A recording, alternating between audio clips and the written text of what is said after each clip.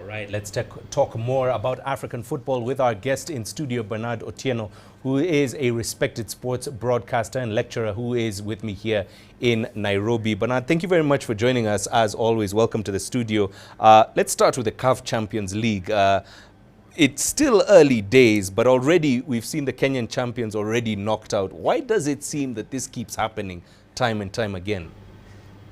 I think one of the problems that we have in Kenyan soccer is, especially if you have a new champion, there is the experience part of playing in the Champions League, and we had a new champion in Kenya Police who probably doesn't know how to navigate these these circles right up to the money stage. It's very difficult because you need to have a professional league, and you need to have a professional league that has been running for a long time, a league that can actually be able to attract players from different places that can give the experiences to raise your standard of the game for you to be able to play in those areas. So the team from Kenya, the Kenya Police, this is their debut championship win, and then they go into the Champions League. They find other people who have been there strongly and who are making challenges for everything else. They couldn't go further than where they did. So I think they lost to on aggregate to Al Hilal Omdurman.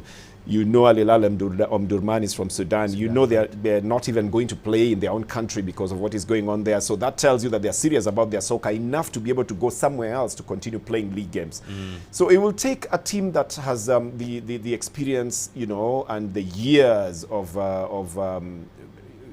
spending and investing in terms of good players professionally to be able to get to win or to even go into the money stages of the Champions League. All right, let's talk about Morocco now. The Atlas Cubs are still celebrating their World Cup win, the second for the African continent. And recently, the nation also won the African Nations Championship. Correct. The CHAN here in Nairobi. Are we possibly seeing the first African world champions in the making? I have absolutely no doubt that Morocco can do it. If you look at what they did at the World Cup in 2022 in Qatar, getting to the quarterfinals, and with players who have the mental capability to go that far. If you look at the fact that they have won the Under-20, if you look at the fact that they have won the CHAN, and it's not the first time, they did it for the second time as well, they won it even as hosts, it tells you of a country that has passion for sports, a country that has invested even in the infrastructure for sports, has invested in the players themselves, and that is nurturing talent right from the youth development levels, which is what you need. You need a feeder program.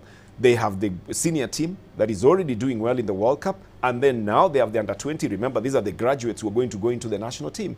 So there's absolutely, and then they have the African Nations Championships, which was for players who are home-based, who are based in the country, which means they have talent both at home, they have talent playing in the leagues of the world, and they have talent that can go, further than just the quarterfinals that they did. So there's no doubt about it. If there's anybody who's going to make a big mark on soccer on the African continent, it's got to be Morocco. Right. Of course, the roaring success hasn't entirely gone down smoothly. There has been maybe some discontent over the spending for the preparation or for the 2030 World Cup and other football developments.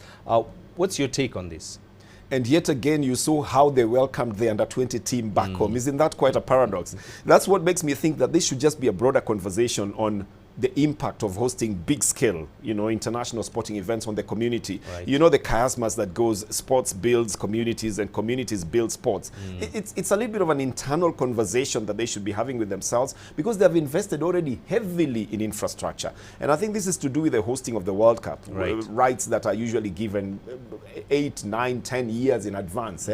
So there must be something else that the populace is feeling that they want done, but it's nothing to do with their love or their passion for soccer. So it's just that broader conversation of what should be done beyond just sports, because you saw it, even the CHAN in Kenya. I mean, just the investment on the infrastructure, just the the hotels are full, the ground transport, the number of people getting employment, it always translates into something profitable for the country. So Morocco would have all the reasons to want it to go to their country. All right.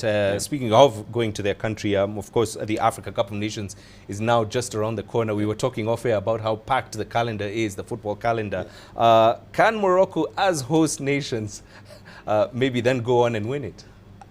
I told you earlier on, and I'm still repeating it, and I've always been asked this question about Morocco. They have the mental capability to go beyond just what is expected of them. Then they have the professional leagues as well. Then they have the home-based players. Then they have the professionals who are playing in European clubs.